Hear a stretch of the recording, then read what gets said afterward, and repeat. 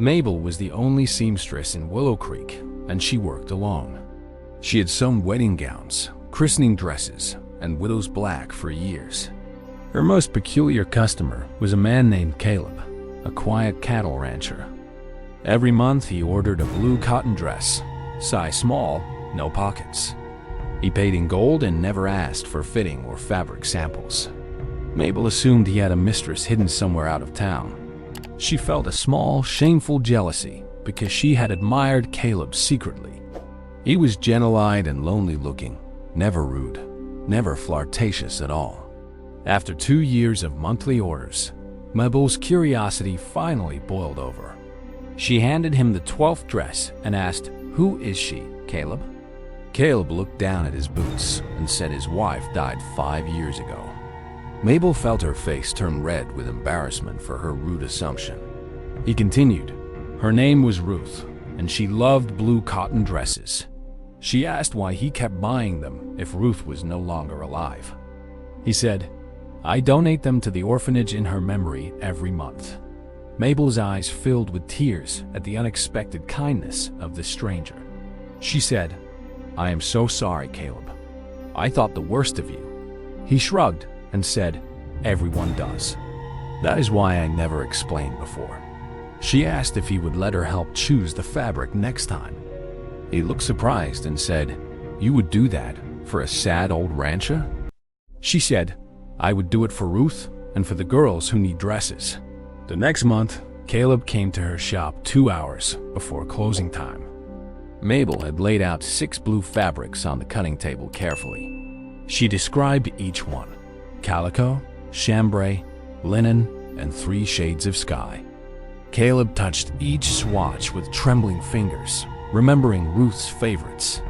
He chose a soft blue chambray and said, "She would have loved this one." Mabel sewed the dress while Caleb sat in her extra chair quietly. He told her about Ruth's laugh, her love of gardens, her final illness. Mabel listened without interrupting, her needle moving in and out rhythmically. She finished the dress and handed it to him, refusing his payment. He said, "I cannot accept charity, Mabel. Your work is worth every coin," she said. "Then consider it a gift from one lonely soul to another." Caleb stared at her for a long moment, then nodded and left wordlessly. He returned the next month with a bouquet of wild sunflowers for her. He said, "These are from Ruth's garden. I keep it alive for her memory." Mabel cried because no man had ever brought her flowers in her whole life. She put them in a jar and placed it on her sewing table permanently. That month, they chose a pale blue linen with tiny white embroidered stars. Caleb helped her cut the fabric, his rough hands surprisingly gentle and steady. He admitted he had not spoken about Ruth to anyone in 3 years. She said, "You can speak about her to me anytime, Caleb. Truly anytime." He started coming every week, not just when a dress was due. He would sit and read aloud while Mabel sewed for other customers. She found herself rushing through her other work so they could talk longer. One evening he asked, "Do you think Ruth would approve of me sitting here?" Mabel said, "I think Ruth would be happy you are not alone anymore." He reached across the table and touched her hand for the first time. She did not pull away, and they stayed like that until the lamp burned low. The next month, he ordered a blue dress but asked for a matching bonnet. Mabel made the bonnet with extra care, adding lace from her personal stash. When Caleb came to pick it up, he said, "This one is for you, not the orphanage." Mabel froze and asked what he meant by such a strange statement. He said, "I would like to see you wear blue, Mabel, just once for me." She blushed and said, "I never wear blue. I am a seamstress, not a customer." He said, "Then tonight you will be my guest for supper at the hotel." She put on the blue dress and bonnet and stared at her own mirror image. She looked younger, softer, and something in her chest loosened painfully. Caleb waited at her door with a nervous smile and clean boots. He said, "You are beautiful, Mabel. Ruth would have loved you completely." She took his arm and they walked to the hotel without speaking at all. Over supper, He told her that he had been afraid to love again. She admitted she had never been loved at all, not even once before. He looked horrified and said, "How is that possible? You are so good." She shrugged and said, "Good does not always attract attention, Caleb dear." He took her hand across the table and said, "You have my attention now." They ate apple pie and talked until the hotel owner blew out the lanterns. Caleb walked her home and kissed her forehead like she was made of glass. He said, "May I come again tomorrow?" And she said, "You may come every day." For 3 months, they courted slowly, visiting Ruth's grave together weekly. Mabel would place wildflowers on the headstone and say, "Thank you, Ruth." Caleb asked what she was thanking Ruth for, and Mabel said, "For you."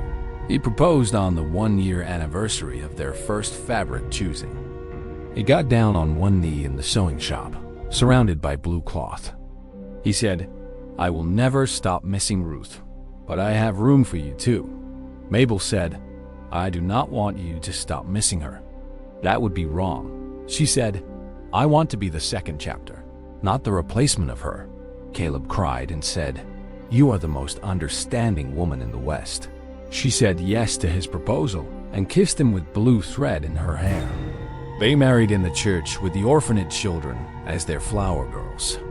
Each girl wore a blue dress that Caleb and Mabel had sewn together. The preacher said, "Love does not erase grief. It walks alongside it peacefully."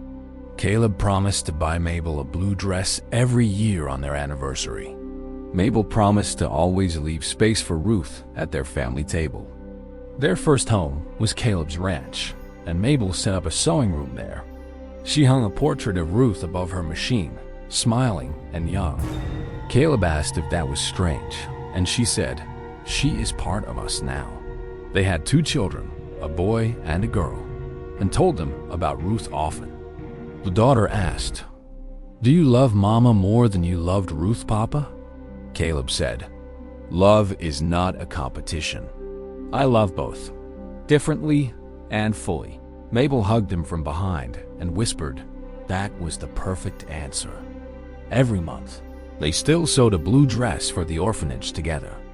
Their children helped pick fabrics and lace as they grew older and taller. The orphanage had a closet full of blue dresses, all made with love. Caleb grew old with Mabel, his grief softening into a gentle, warm memory. On his deathbed, he asked Mabel to wear the blue dress one last time. She put it on, though it was faded and patched from 20 years of wear. He smiled and said, "You look exactly like the day I first saw you in blue." She held his hand and said, "Ruth is waiting for you, Caleb. Go to her." He whispered, "Tell Ruth thank you for sending me you." And then he was gone. Mabel wept but felt no jealousy, only gratitude for both of her loves. She continued sewing blue dresses for the orphanage until her own hands failed. Her daughter took over the tradition, then her granddaughter after that. The camera holds on a faded blue dress hanging in a dusty seamstress shop. A small note pinned to it reads, "For Ruth, who taught him how to love."